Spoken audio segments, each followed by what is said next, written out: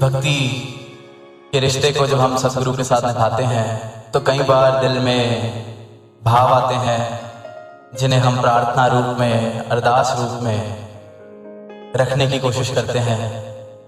जब कभी साकार के आगे अवसर मिले तब, या फिर निरंकार रूप में हम अरदास करते हैं, प्रार्थना करते हैं, तो अक्सर कई बार ये सवाल पूछा जाता है कि क्या अरदास करनी भी चाहिए, क्योंकि सदगुरु तो यही आशीर्वाद दे रहे हैं कि जो निरंकार कर रहा है इसकी रजा में रहना आ जाए। तो ये सदगुरु का विरध है। ये इन्होंने प्रेम रूप में एक रहमत दी है अपने हर एक भक्त को, एक अधिकार कह लीजिए, एक कृपा कह लीजिए। पर अरदास होती क्या है? अक्सर कई बार उस बात से हम मेल नहीं खा पाते हैं। हम सिर्फ शब्द अरदास का या प्रार्थना का इस्तेमाल करके पर कर अरदास नहीं रहे होते हैं। अरदास शब्द में ही अगर हम देखते हैं तो जब तक खुद को अर्पित समर्पित करके दास भावना के साथ वो भाव चरणों में नहीं रखे गए सदगुरु के या निरंकार के, तब तक उसको अरदास नहीं कहा जा सकता। क्योंकि अरदास बहुत ही प्रेम पूर्वक भावना है। अरदास अक्सर एक बात कहता है कि भक्ति के प्राण है समर्पण, भक्ति के प्राण है भाव। अगर भाव ना हो तो भक्ति जिंदा ही नहीं रह सकती। हम अपनी बात रखते हैं और फिर एंड में शब्द जोड़ देते हैं, अंत में अरदास है।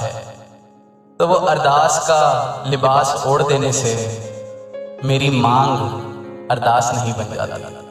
क्योंकि अरदास जब कोई भक्त करता है तो वो इस रूप से करता है परमात्मा के आगे, सदगुरु के आगे, कि ये आपने अगर इजाजत दी है तो ये अरदास। पर इसके बाद आपकी इस अरदास को प्रवानगी मिलती है, नहीं मिलती, आप जी हाँ कहते हैं या ना कहते हैं, इस बात से मेरा कुछ लेना देना नहीं।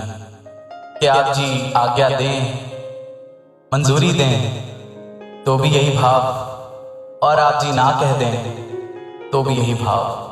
परमात्मा के आगे प्रार्थना की ये ध्यान है, पूरा कर दे या ना करे, इस बात से भक्त की भक्ति पर, भक्त की अवस्था पर कोई असर नहीं।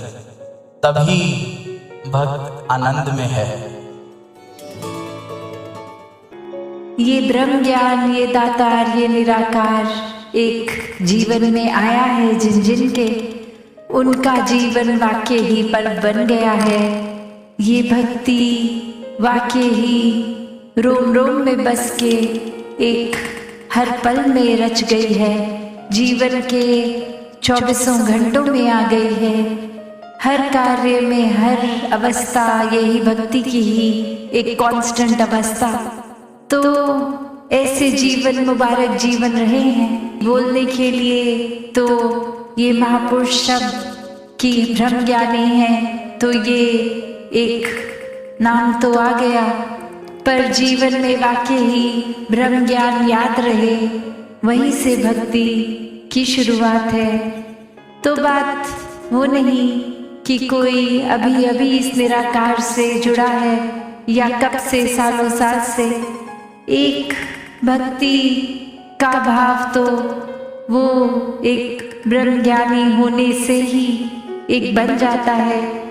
उससे पहले भी अगर किसी ना किसी रूप में भक्ति कर रहे थे तो उसमें कोई ऐसी इच्छाएं, मांगे छुपी जो कि एक सिर्फ सोच से जुड़ी या शरीर से जुड़ी या आर्थिक अवस्था से जुड़ी, तो एक भाव वही आ जाता है कि ये भक्ति जब प्रेमा भक्ति बन जाती है फिर कोई इफ्स एंड बट्स नहीं रहते। ये फिर कोई शर्तों पे बेस्ड नहीं कि परमात्मा से कोई सौदा हो रहा है, लेन देन हो रहा है, या सिर्फ अब परमात्मा का नाम ले रहे हैं तो परमात्मा को बाय डिफॉल्ट अब हमारी मांगों को भी पूरा करना है। तो बात यही, किसी भी युग की बात करें, भक्त तो हमेशा प्रभु प्रेमी रहे हैं और प्रभु ने भी भक्तों से हमेशा एक बिना किसी शर्त के प्यार किया है कि ये वाकई ही मूल से जुड़ गए हैं, ये उस तत्व से, इस निराकार से, परमात्मा से जुड़ गए हैं, तो फिर ये ओतप्रोत प्रेम का ही मामला है।